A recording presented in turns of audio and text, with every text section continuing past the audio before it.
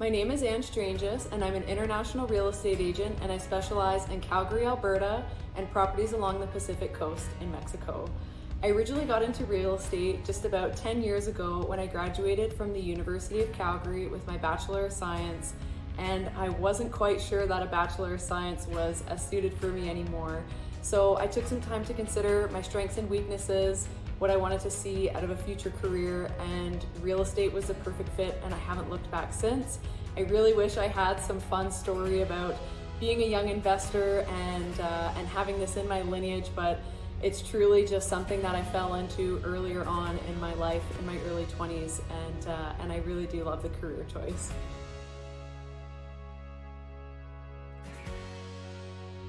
Yes, 100% having my CIPS designation helps my business. This designation goes directly on my realtor.com profile, and I would say that it helps with credibility and making connections globally and allowing me to be of further service to my clients. Having the designation can open up borders to further collaborations in other countries where we have a CIPS database that goes across the globe. I would also like to mention that I actually have my license with the Mexican Real Estate Professionals Association, otherwise known as AMPI, and this actually allows me to practice there because the CIPS designation does not permit us to actually transact in foreign countries, but it does allow us to make connections with fellow agents that have the designation as well. So having the designation has helped me focus in on my niche, which is helping Canadians and Americans safely purchase real estate in Mexico. This is a really fun one to answer because I think the dream is always having a beachfront condo or a beachfront villa or something with a really gorgeous ocean view. However, we all know that when you have the view, you're going to be paying big bucks for it. So it doesn't always work out. That being said, I would say the most volume for me has been in Bucerias, in Puerto Vallarta, and in Sayulita especially. And it really comes down to the type of lifestyle that each purchaser is looking for. If they're looking for surfing, for golfing, for more arts, lifestyle, it really depends. But those areas, and certainly along and in Banderas Bay, are quite popular from what I've experienced.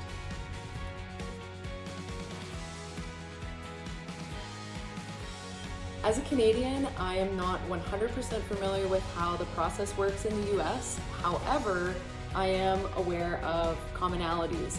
So the biggest difference is that there's a few differences, but the biggest difference is that you're purchasing in the restricted zone in Mexico. And for a foreigner to purchase real estate in the restricted zone, you have to do so through a bank trust or what's called a fideicomiso. The restricted zone is 50 kilometers from the shoreline and 100 kilometers from all natural borders. Foreigners can own property through this bank trust or through a Mexican corporation. However, the most commonly used one is a bank trust, as it's typically for personal use. Similarly, in the US, we also have escrow accounts. That's where our 10% deposits are held after conditions are removed. So we have the bank trust. Escrow is the same. We do our same due diligence, home inspections, and two other differences that I would note is that at closing, we use a notary public. They are the highest legal entity in Mexico, whereas in the US at closing, the buyer and the seller, they each have their lawyer and they will facilitate closing. But in Mexico, we have a notary who is a neutral third party that facilitates the transaction on behalf of the buyer and seller. And the final difference is that the buyer is actually responsible for paying those closing costs, and that ranges from about 3 to 6% of the purchase price.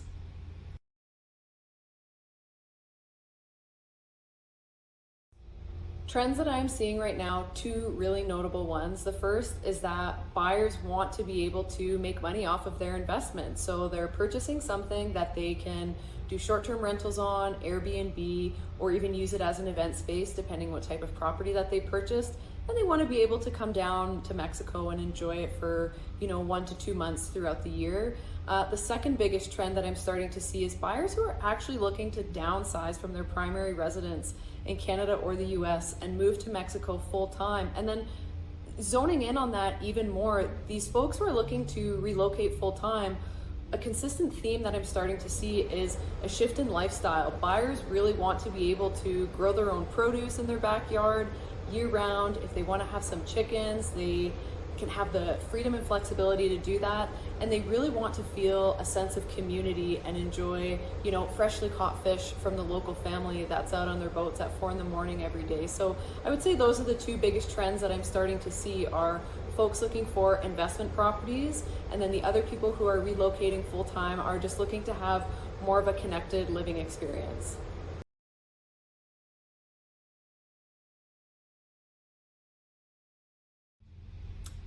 I just wanted to express my sincere gratitude to Moneycorp, who has helped my business quite greatly. I was actually introduced to Moneycorp through the CIPS program, if you can believe that, and it's just been such a valuable introduction that has really allowed me to elevate my services, knowing that I have a trusted partner like Moneycorp.